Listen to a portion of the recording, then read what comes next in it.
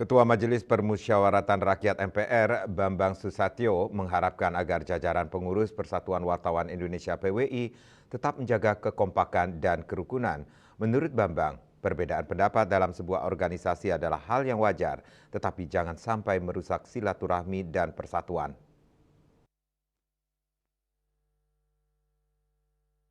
Bambang saat menerima jajaran pengurus pusat PWI di rumah dinas Ketua MPR Widya Chandra Jakarta, Bambang Susatyo yang juga pernah menjabat sebagai pemimpin umum Harian Suara Karya mengaku prihatin dengan kondisi PWI yang saat ini menjadi sorotan di media online dan media sosial. Ia berharap agar persoalan internal PWI dapat segera terselesaikan dengan baik.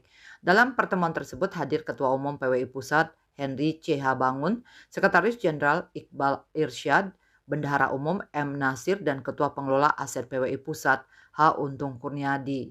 Henry menyampaikan apresiasi atas perhatian dan dukungan Bambang Susatyo. Henry menjelaskan bahwa konflik di PWI sebagian besar dipicu oleh perbedaan pandangan mengenai program uji kompetensi wartawan (UKW) dan perombakan pengurus.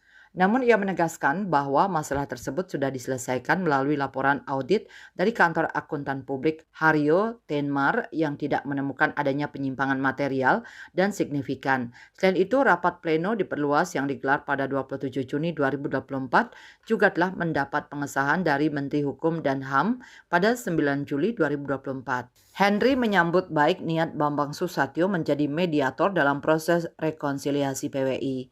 Bali Post melaporkan.